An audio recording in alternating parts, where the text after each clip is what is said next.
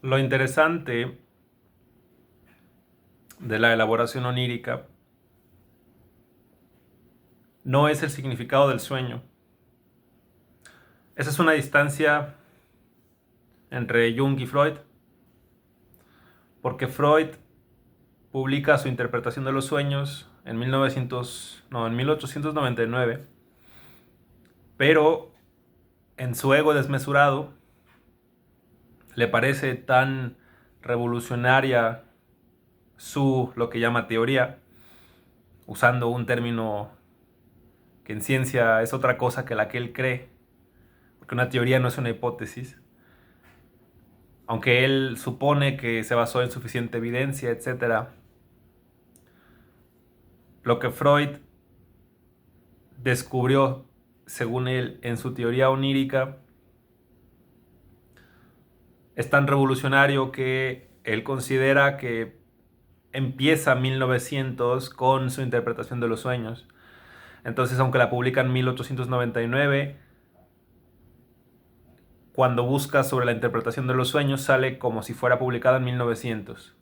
O sea, la publican un año antes, pero para él es como un año después, porque dice que es algo así como el nuevo siglo.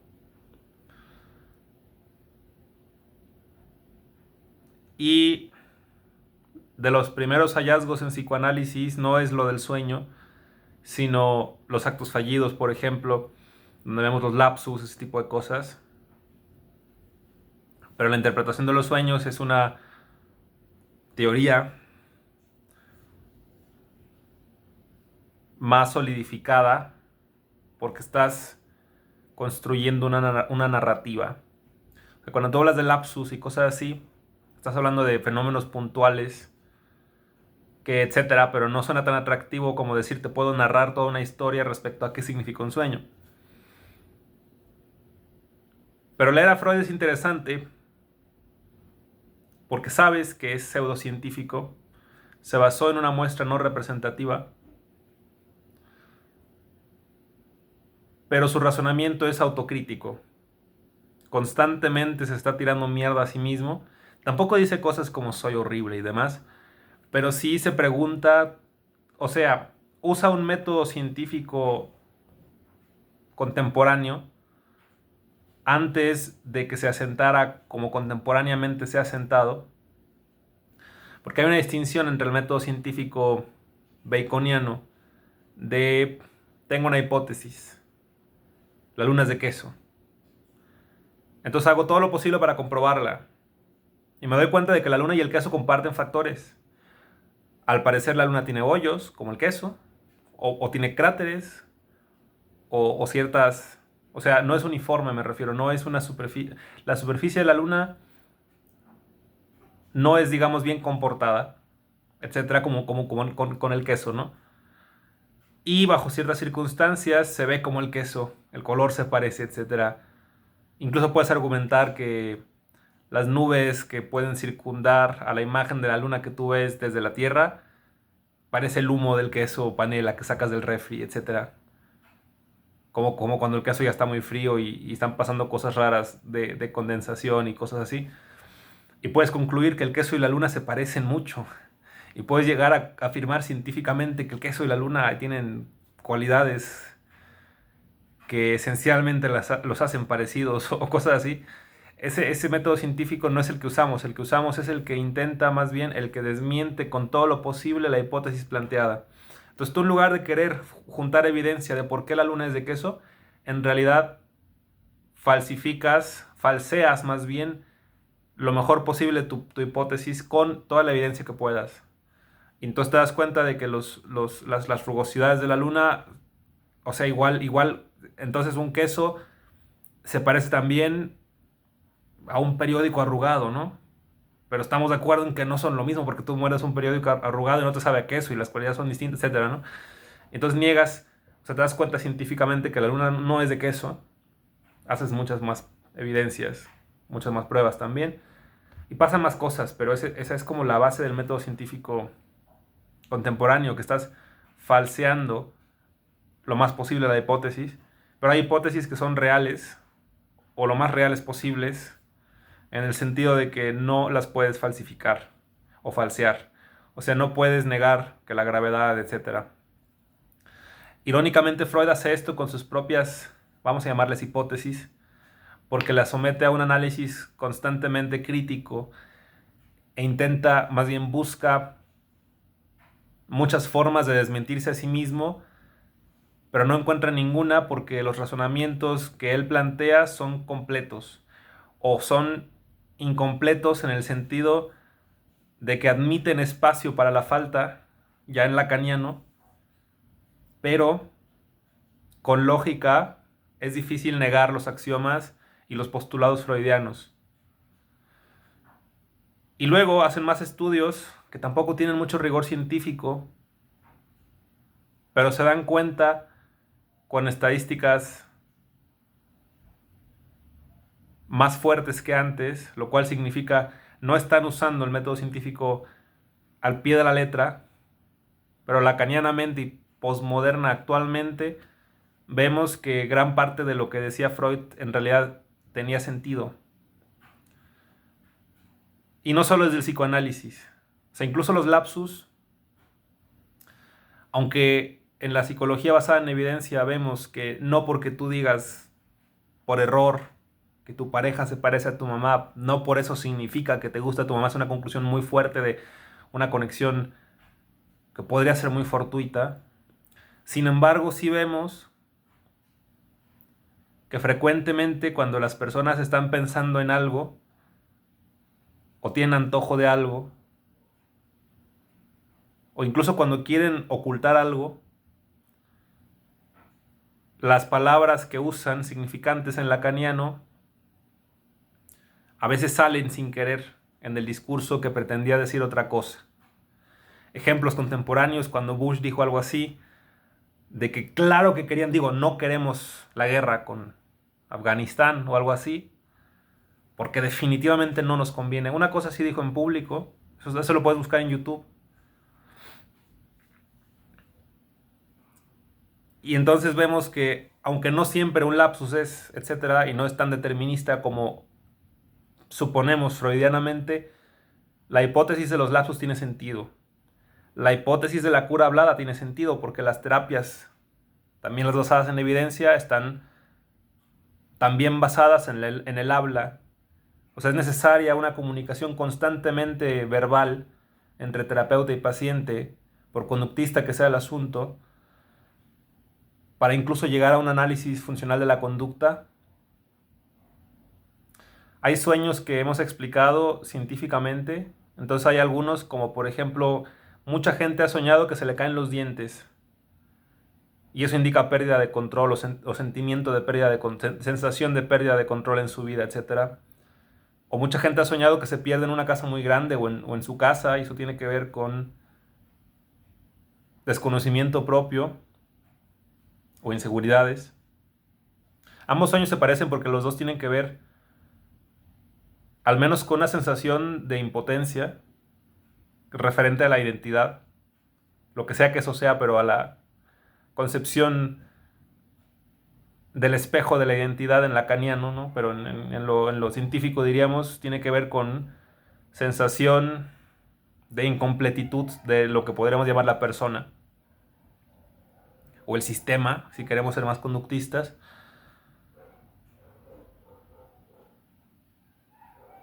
Y entonces, muchas cosas que dijo Freud son raras. Se habló de la envidia del pene. Para Freud casi todo es sexual, aunque si escarbas en Freud y lo lees, te das cuenta de que lo sexual no es solo lo coital, o la relación sexual que después en lacaniano vemos que es inexistente, entonces tampoco es tan así. Pero la libido es una pulsión fuerte en Freud, y no solo en Freud, sino en sus escritos, etc. Pero es una sobreexplicación, es un término paraguas, la libido. Semi-ideológico porque explica casi todo. Y ya cuando pasamos por el ente lacaniano, etc., vemos que todo eso.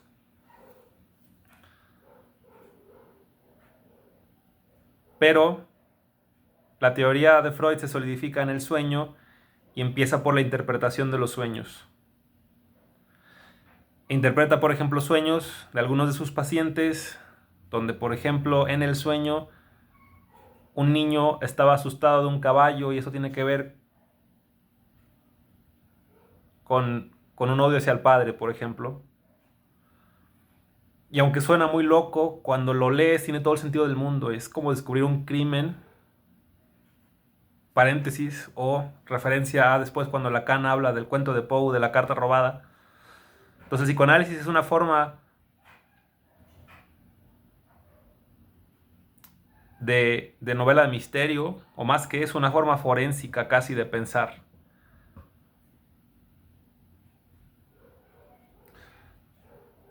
Pero en esta misma autocrítica teórica, Freud entiende que lo interesante no es qué significa el sueño, sino por qué tuvo que haber elaboración onírica. O sea, sí parece competir el significado detrás de los significantes del sueño, en el sentido de que el sueño nos dice algo que si no lo analizamos no descubriríamos. Pero lo interesante no es lo que estamos descubriendo de nosotros, sino es más interesante aún por qué eso es tan traumático que pudo haber una elaboración de eso. O sea, ¿por qué no lo pudimos saber nada más así, cuasi textualmente, en nuestra mente consciente? Mente, no es término, otro término paraguas. Pero ¿por qué en nuestro consciente no podíamos saberlo nada más? ¿Por qué hizo falta, es decir, que montáramos toda una obra de teatro, una película, etcétera, un cuento, oníricamente, para que el sueño de alguna forma nos avisara de cierta cosa que teníamos que saber? Entonces Jung niega la libido freudiana, no en el sentido de que la niegue como unidad de medida, porque la libido freudiana, pasando a Lacan, después se convierte en algo así como la jouissance, que es algo así como la energía en física, si no es que lo mismo. Y Jung usa el término similarmente, hablando de que hay una hinchazón libidinal, etc. Pero la libido en Jung ya no es referente al puro placer, sino algo así como genuinamente lo que hace que hagas cosas, similar a la energía. En ese sentido, Jung se parece a Lacan también. O sea, Jung y Lacan están en contra del término libidinal clásico, que compete exclusivamente al placer monocromático, del estilo placer igual a placer. En Lacan, placer es algo así como también una tortura. El superyo lacaniano no es el que te regaña por tener placer como el superyo freudiano. El superyo lacaniano es el que te obliga a tener placer todo el tiempo. Y el sujeto lacaniano está sujeto en lo Foucaultiano, en el sentido de que está sometido a un placer, así como Jesús en la cruz, que está aquí colgado y no puede dejar de estar colgado y está sufriendo. Y solo cuando se descarga esta libido, etcétera, el sujeto tiene oportunidad de descansar en Lacan. Pero en Jung, la libido es como algo más motivacional, en el sentido de que de alguna forma la sacas con ejercicio y cosas así. Sería un análisis más jungiano. Y los sueños jungianos también, entonces, pierden la tridimensionalidad freudiana lacaniana de por qué se inventó el síntoma. O sea, por qué se hizo esta construcción onírica. Y más bien Jung simplemente quiere saber qué significa el sueño. Entonces Jung está leyendo el tarot cuando analiza los sueños. Entonces vemos que hay análisis distintos. Uno es plano y el otro es tridimensional. Y como entes que viven en un mundo tridimensional, puede tener más sentido aplicable la tridimensionalidad en el pensamiento en principio. Lo cual nos lleva a Marx.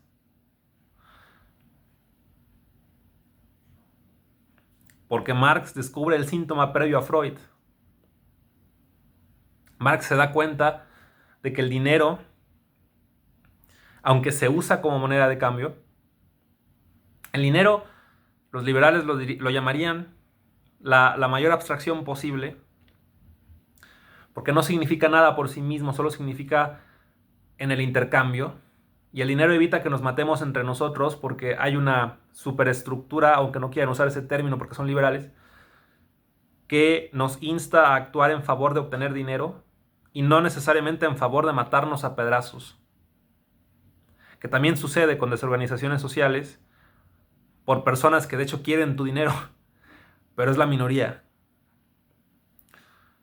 Y en principio el humano colabora y también compite, que es otra forma de colaboración, por cierto, dependiendo de en qué grado y de qué forma, pero también es una colaboración. Si las reglas son las mismas para todos, aunque haya ventajas dispares y todos están jugando el mismo juego, incluso en un juego donde todos empiezan con las mismas cosas, habrá gente que tenga más capacidad de jugar ese juego que otra gente. Entonces tampoco puedes tú hablar de que el juego necesariamente sea nocivo en sí mismo por una desigualdad inicial. Pero si todo el mundo está jugando el mismo juego, etcétera, en lo piagetiano, en principio es una colaboración, porque una confrontación o algo conflictivo, bélico, que no genera ninguna clase de cooperación, más bien sería que todos están jugando con reglas distintas. Es como si jugaras un juego de mesa en familia, pero todo el mundo empezara a jugar con sus propias reglas. Eso no sería colaborativo. Sin embargo, es colaborativo el juego de mesa donde uno gana, por ejemplo, y los demás no. Pero todos intentan ganar, con las mismas reglas, que se respeta unívocamente para todo el sujeto cartesiano sentado a mesa. O sea, eso quiere decir que tal vez sean 5 jugadores, pero todos son tratados como si fuera un sujeto individual, distinto en el sentido de que son distintos sujetos, pero a todos les aplican las mismas reglas. Sin embargo, el dinero en el modelo liberal en realidad se usa como moneda de cambio.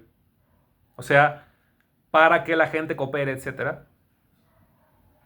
Pero realmente el dinero no representa una moneda de cambio. Es decir, ¿por qué habría más bien valores distintos para distintas cosas? O sea, ¿por qué unas cosas valen más que otras? En principio por la utilidad de la cosa en cuestión y también por el trabajo invertido en la cosa. Lo que suele costar trabajo también suele ser lo que suele ser útil. Un medicamento, por ejemplo, que sirve para aminorar inflamación, por ejemplo. Y eso suele costar más trabajo que una libreta, la producción de una libreta. En ese sentido tiene justo lógica que el medicamento valga mucho más en dinero que una libreta.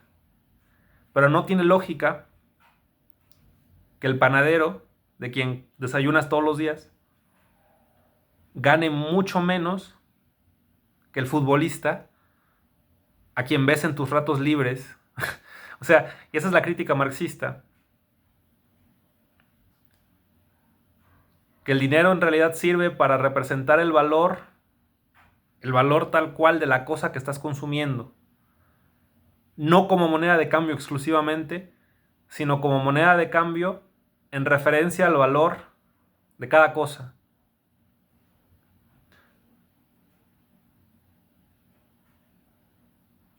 Y entonces ves que hay una elaboración onírica referente al dinero.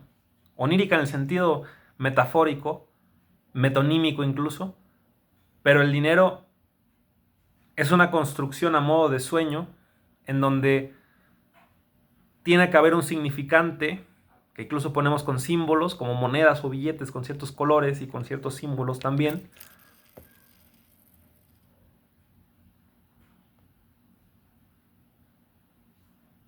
Que ejemplifica una verdad o un valor. Entonces lo interesante no es necesariamente qué significa el dinero, así como qué significa el sueño, sino por qué en principio necesitamos un significante que elabore la noción de valor, intercambio, etc. Entonces Marx, la lógica marxista del análisis del dinero, que es previa al análisis freudiano onírico, en realidad Marx descubre el síntoma y por ello la conexión, porque Marx se basa en esto y Freud se basa en esto otro también, y esto otro y esto son lo mismo, la conexión entre marxismo y psicoanálisis ortodoxo lacaniano freudiano es insuperable. No en el sentido de que no haya mejores pensamientos, sino en el sentido de que están conectados o de que son en realidad lo mismo. Y que tú puedes entender a Marx leyendo a Freud y Lacan, o puedes entender a Freud y Lacan leyendo a Marx. Entonces sí.